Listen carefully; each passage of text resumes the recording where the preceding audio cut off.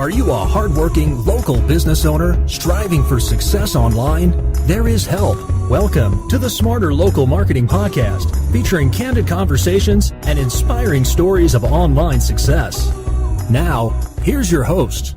Yes, this is James Martell, and I am your host for the Smarter Local Marketing Podcast. And today I'm joined by my co-host, Jose Quiroz, a local customer acquisition specialist and a partner here at Smarter Local. And today we're going to be discussing the number one secret to increase positive Yelp reviews.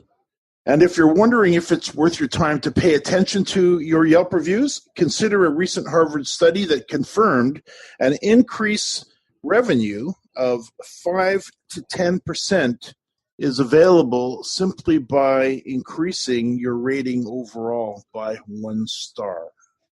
So I would think it's probably worthwhile paying a little bit of attention to your Yelp reviews. Now, before Jose joins us, just a reminder that if you would love to finally have in place a rock-solid internet marketing strategy for your business that provides you with an excellent ongoing return on investment, go ahead and reply to the email in which you receive this podcast episode to arrange a free 30-minute discovery call to discuss how a Smarter Local Marketing program can be custom tailored to your specific needs and business. Again, simply reply to the email in which you receive this podcast episode to arrange your free discovery call. No obligation. We'll have a chat and see what we can do for your business. Now, again, Jose Quiroz is a local marketing specialist and a partner here at Smarter Local. Jose, how are you doing today? I'm doing well. How are you doing, James?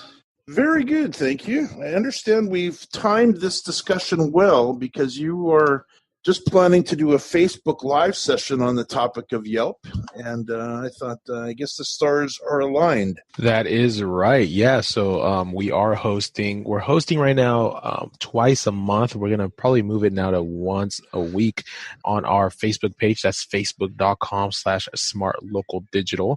And we're doing Facebook Live trainings, talking about different online services and different tactics of online marketing. And the next one is called Help with Yelp.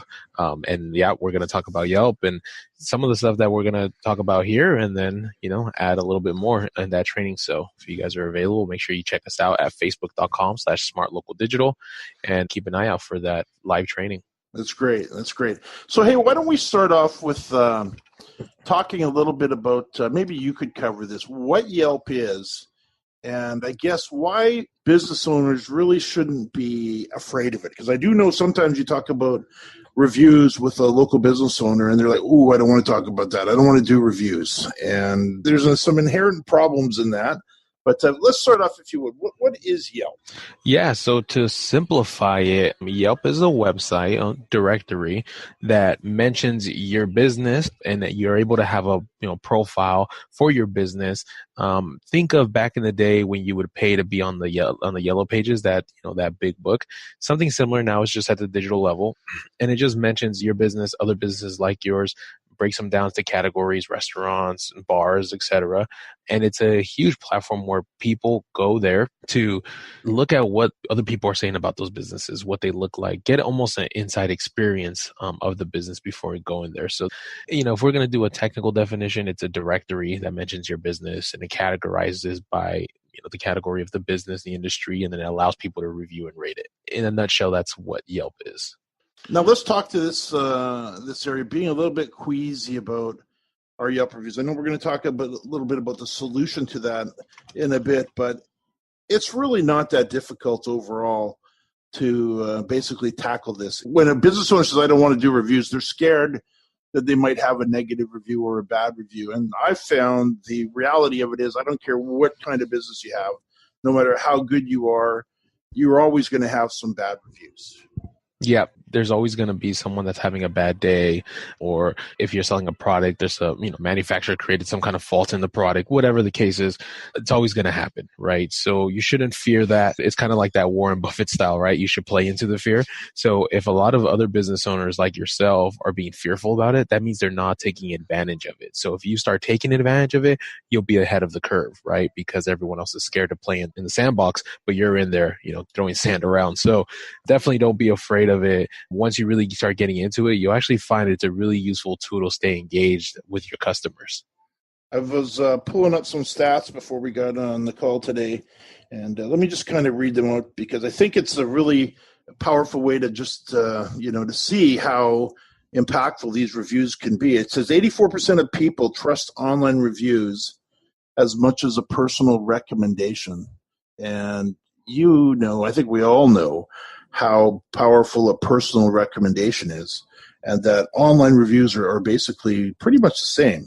Yep, exactly. And that's a really, really important stat because every business owner understands the power of word of mouth. And this is pretty much just that at the digital level.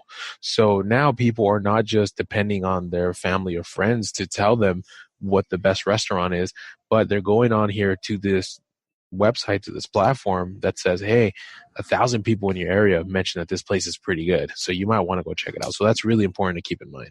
90% of consumers read less than 10 reviews before forming an opinion about a business. And you mentioned 1,000, and there are a lot of businesses that have that kind of reviews. And there's others that may only have, 5 or 10 or 15, 20, 30, 40, 50 reviews.